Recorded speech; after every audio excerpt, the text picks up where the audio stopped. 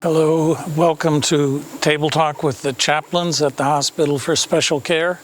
I'm Tom Anderson, Janet Stoddard, Mark Vranis.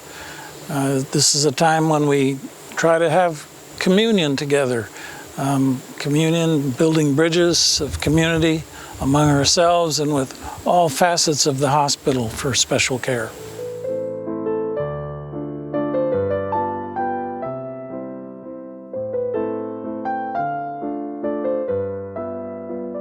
Welcome to Table Talk with the chaplains, Dr. John Pelegano.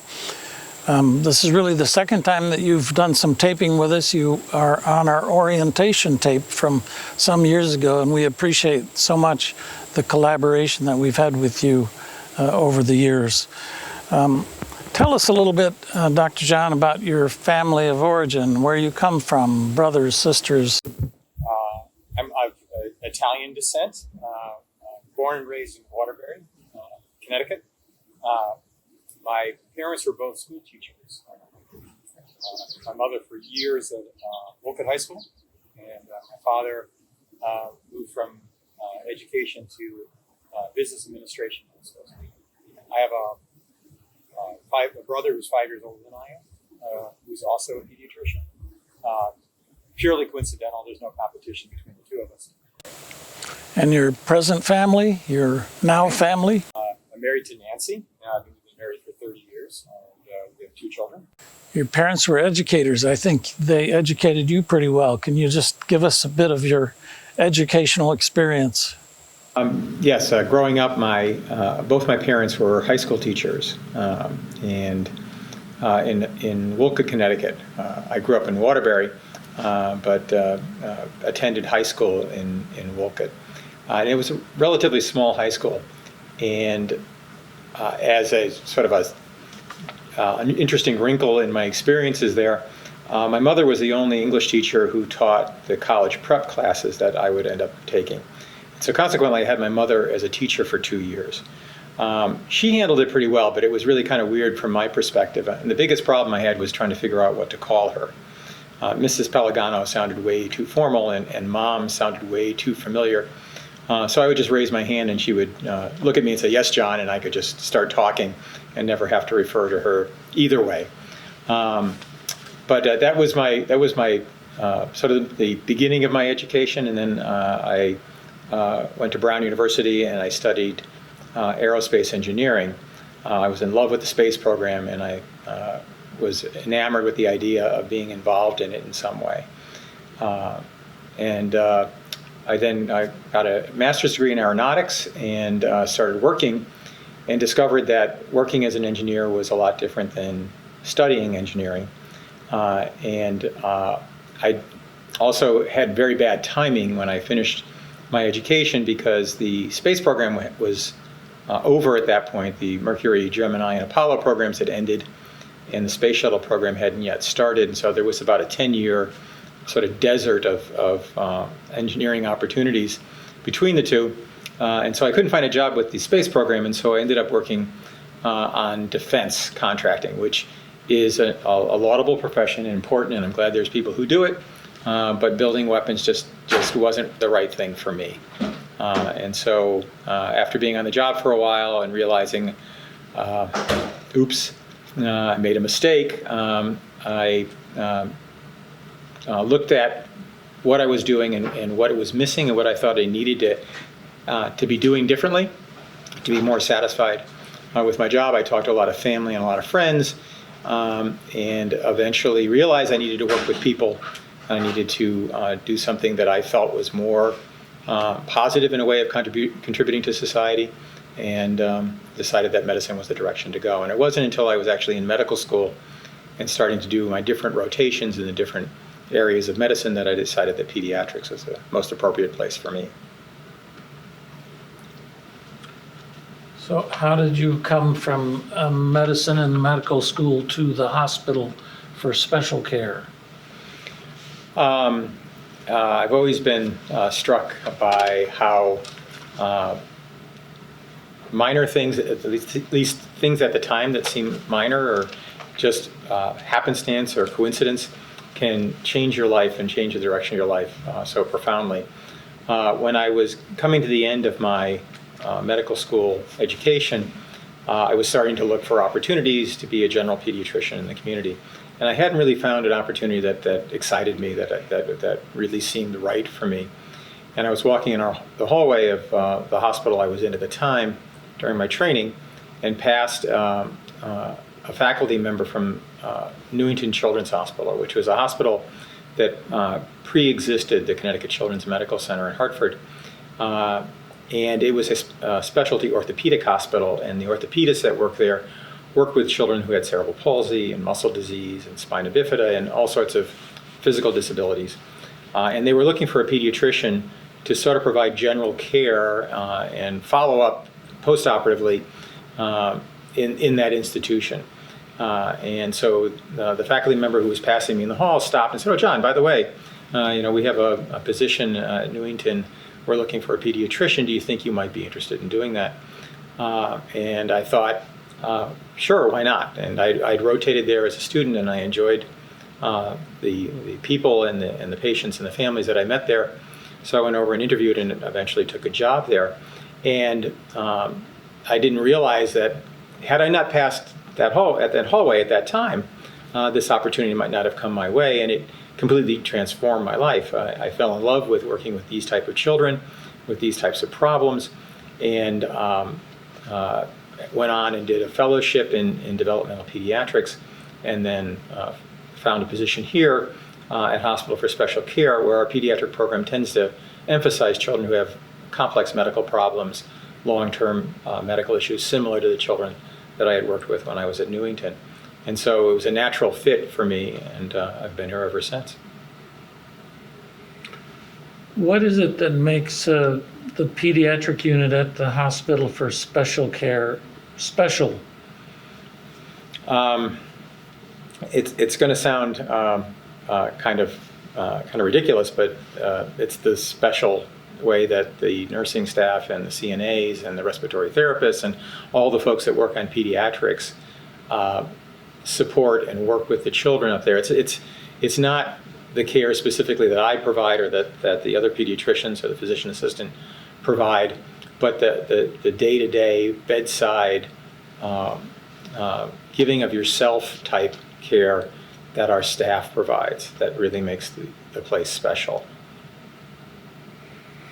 I understand that you've been here 26 years and you're now preparing for your next step in life, and you were recently honored with an honor. Could you tell us a little bit about that?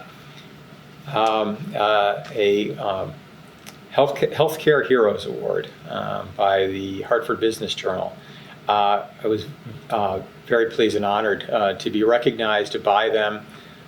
It was for years of service to children with special needs, and the role I played in modifying what was happening here after I first got here.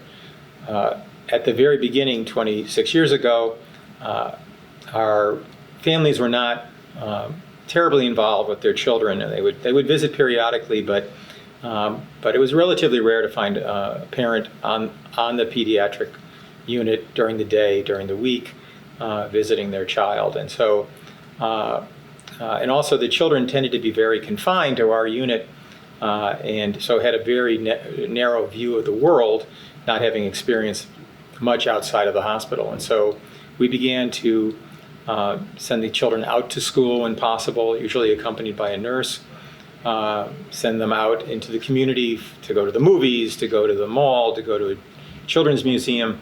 And we began encouraging the parents and the families to come in more, trying to be more a part of the care of their child. And I'm pleased that those kinds of changes, I think, made a positive contribution to the children's lives and to the families' lives and to the care that we provide here. Are there any other major changes that come to mind in the couple of decades that you've been serving here in pediatric medicine? When I first started here, the unit had a much more of a feel of a long-term care unit than it does now. back in the early years when I was first working at Hospital for Special Care, we would have 5 or 6 discharges and admissions in a year. And the unit has changed a lot, not necessarily due to my presence, but I think due to the demands of society and our current healthcare system, so that now children come in and out much more frequently than in the past. They still end up staying for an extended period of time, usually measured in weeks, occasionally measured in months. But we don't have as many children who now spend years on our unit, or who grow up on our unit and never get discharged home. There's a lot of emphasis now on getting the children out and back to their families, so that the unit has changed quite a bit in that regard. But like I said, it really didn't have anything to do with me. I just happened to be here at the time that it happened. I read something about Garden of Hope. What is the Garden of Hope? We've been very fortunate that there have been a lot of volunteers and donors who have taken an interest in our pediatric program over the years. And there was an artist who was interested in painting a mural on one of our walls, which was a part of what we call the common area on our pediatric unit. This is sort of a socialization area on the unit where we'll bring the kids for any kind of group sessions or to visit with their families. It's a place away from their bedside that has couches and chairs and so forth. And we also use the area for arts and crafts projects and for our therapeutic recreation people to work with the children and play games and just basically, it's sort of like the unit's living room, if you can think of it, or family room. So that area we have come to call the Garden of Hope, with the expectation that that's helping the children develop normal childhood skills and become more mobile and more interactive with the people around them and hopefully getting out the door sooner. Kind of like to explore with you, Dr. John, religion and health, the kind of intersection that you find or see between, say, physical medicine and the spiritual dimension of things. Is that something that you can talk about a little bit? I think so. Any particular question you'd like to ask, or? Well, how do you go from? I mean, I think in diagnosing an illness, you're looking always from something that's physical, and you're looking for that which is less physical, more invisible. Mm-hmm. So, in a way, it's looking at our universe, which you studied in your earlier days, and projecting what do you see spiritually from whatever is physical to the less. God is very much involved in what goes on.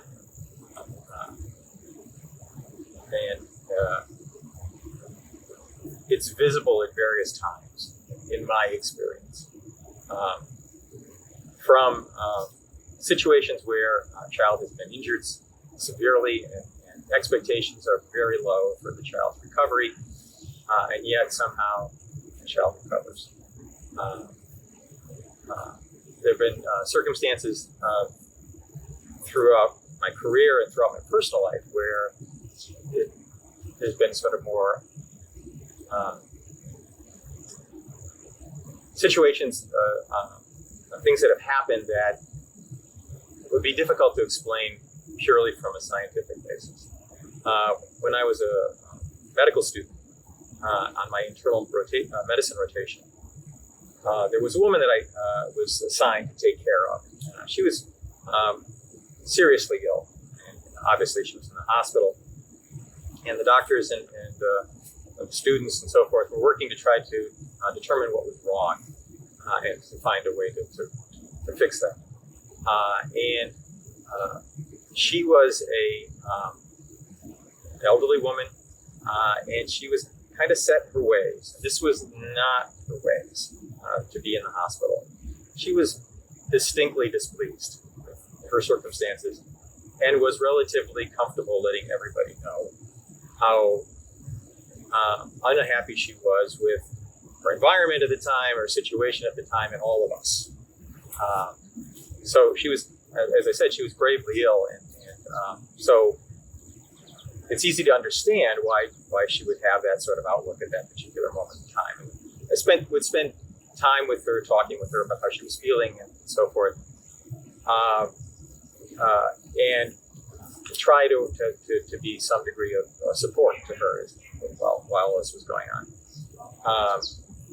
And never was able to sort of really connect with her in the way that I was hoping I could. Until one day, when I came into her room and asked her how she was doing, and she said that she was feeling somewhat better, and that she had a smile on her face, which in the 4 or 5 days that I'd known her, I'd never seen before. And she said that she realized that she had been kind of difficult, and that she really very much appreciated everything that everyone had done for her, everything that I had done, tried to do for her, and that she was really thankful. And so we sat and chatted for a bit, and then I went off to see my other patients. And the next day when I came in to see her again, it turned out she had passed away overnight. And it was startling, the sort of transformation that she had in sort of her outlook on her circumstance and on life. And it's hard to understand what changed and why. There was growing up, we had some family friends who my family and I spent a great deal of time with. Their father in the family is a hardworking man, a blue-collar kind of guy, and not a stop and smell the roses, not a very sentimental kind of gentleman. Loved his family, loved us, but he was sort of a gruff kind of guy. And one Christmas, he and his family put up the Christmas tree, and his wife came into the room where the tree was located later in the day. He was sitting in an easy chair and just staring at the tree. And he had this conversation with his wife about what the tree it was, and how lucky they were. Their family, everybody's good health. Went to bed that night. He passed away overnight. And one more story from my personal life. A friend of mine whose mother was in a nursing home with severe dementia. And she was still verbal and she could still speak, but her memory of her family and friends had long since disappeared. And the nurse that was caring for her, the nurse's aide that was caring for her, came in to see her one evening, and she started talking about this man in the room who wanted her to go with him. There was no one there that the nurse's aide could see. She wasn't particularly upset by this, and she actually seemed kind of peaceful. She was sort of just commenting that this man was there and wanted her to go with him. And again, she seemed unusually at ease and at peace. And again, she passed away that night. So there have been circumstances like that. I don't know, I have one more story if you have time. Sure, I think we have time. From a completely personal basis, 25 years or so ago, I had heart surgery. I was born with a heart valve that wasn't working quite right, and it started to give out. And so I needed to go in and have this valve replaced. There's a disadvantage being in the medical field and having to deal with that, because you know a little bit more about what's going to happen, and that's not always a good thing. So I knew all the steps that were going to take place and what was going to happen to me while I was unconscious on the operating table. And it's frightening. Just like anybody else, I was scared. So I prayed to God. Said, I would just want to know that you're there. So you don't have to make the sun fall from the sky or cure a plague or anything, but if you could just give me some sign that you're present. And the night while I was in the hospital, I was admitted to the hospital and had a cardiac cath, and then the next day I was going to have my surgery. So that first night in the hospital, I was reading a book that my wife gave me It was a humorous book. It was for me to read the night before the surgery. And I just finished reading this passage about where the author was talking about a friend of his who was traveling to Brazil to find true love. And the nurse came in. She had to take my temperature, vital signs, and so forth. So I took the book aside. And so I started chatting with the nurse. And it turned out that she was Brazilian. And the next day, she was going to be traveling to Brazil to meet up with her fiance for them to get married. It could have been purely coincidental, but I considered it that small sign that someone was there in this. These are lovely personal stories. Thank you for it. You know, it strikes me that sometimes as chaplains, and no doubt you as doctors, we have family or parents who expect a miracle, and we are coming from a kind of a medical scientific model, and their expectations are actually higher and greater than our own. So how do you tiptoe that, sort of bridge that differing expectations? You might have yours as a doctor, and a parent is expecting a miracle for their profoundly disabled child.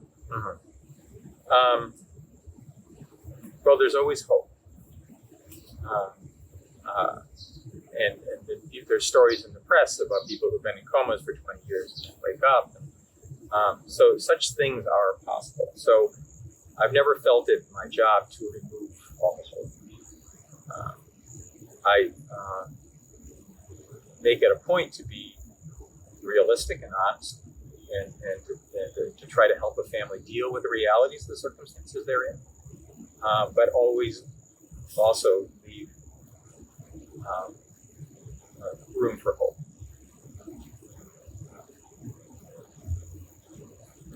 There's a word that I associate with Brown University, the word named providence. Mm-hmm. I'm just curious, if I throw out a word like providence, how you might relate to it. Do you have a sense of providence? I'm going to have to ask you how you mean that word. Oh, like a sovereign who is somehow intimately connected with guiding our path. Yes. It has always struck me how profoundly some small episode in your life can affect the course of your life from that point on. I don't know if I don't believe that God is leading us along, that we are some sort of puppet that is following some sort of divine plan. I believe that we set our own course. I believe that God is there to support us and to help us in times of need, and maybe even to provide advice at times when we're conflicted. But it may be providence in that these small events in life can end up changing you so profoundly. So, for example, I met my wife. I used to work for Newington Children's Hospital years ago. It's a sort of classic doctor-nurse kind of story. She came to work at Newington at a point in my life where I was looking for someone, somebody to have a relationship with going forward. And she had, 3 or 4 other job offers, and could have gone any place else. And my life would have been very much different had she not taken that particular job and that we not met. And there are lots of circumstances like that. I had a conversation once with at a conference with a doctor who was running the conference. I was trying to decide if I should go back to school and pursue a fellowship in developmental pediatrics. And I talked to a lot of people, and no one had ever really sort of been able to sort of give me an answer that I felt really was helpful when I asked that question. But this person, who I didn't really know all that well, but was a developmental pediatrician himself, managed to just sort of crystallize my thinking in one sentence. And he said, if you don't do, I was practicing in a sense as a developmental pediatrician at that point, but I didn't have the academic credentials that really would sort of back it up.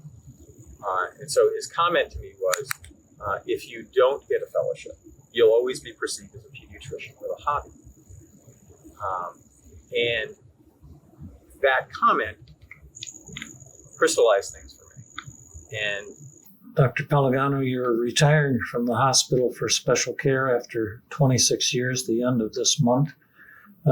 What are your plans? What do you see in your future after working here? My plans for retirement have been significantly impacted by the coronavirus, like everybody else's lives. My wife and I had planned on traveling. Actually, I was supposed to be in Portugal right now, but that obviously those plans changed. And so now major trips are going to be just moving from the living room to the kitchen until life gets back to normal. I've always enjoyed writing, and I produce a Christmas card every year, like a lot of folks, a Christmas letter, but it rhymes. And I try to make it a little bit amusing. And as I've explained to all of our family and friends who endured my Christmas cards over the year, I really write it for myself, and that it's just an excuse to be able to do the writing, that I mail it out to everybody. But really, it's intended for an audience of one. It's just for myself.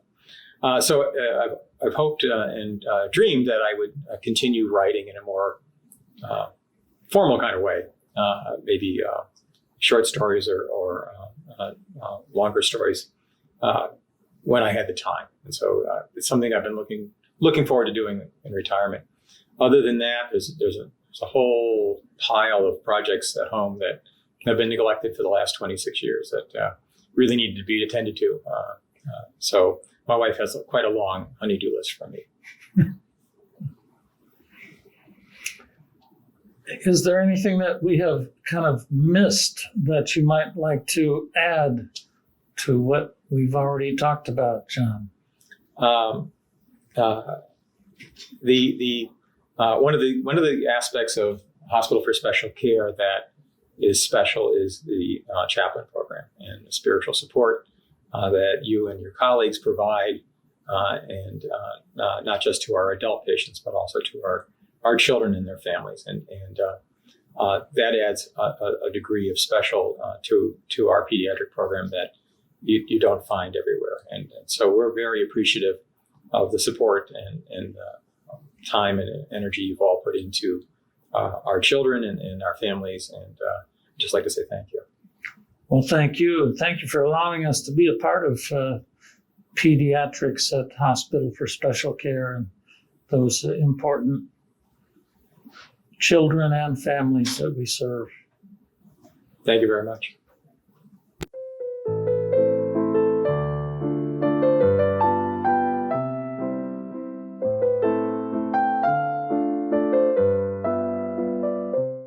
I would just like to offer my own thought to Dr. Pelegano upon his retirement from the Hospital for Special Care.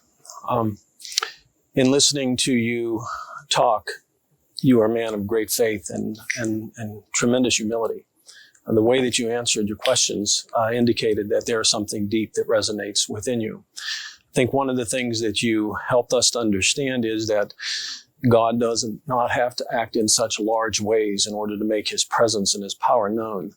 But the ways that you've been new spiritually have been through small acts that put together make it quite obvious that there is a God out there that is more powerful than we know and more present than we could ever come to understand.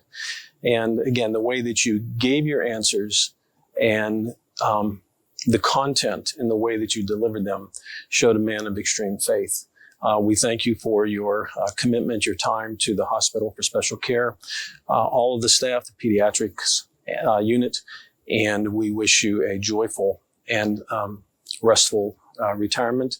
We ask that the Lord God will bless you and keep you and make the light of his face shine upon you and give you peace and give you joy as you continue to see the way that God will act even in retirement.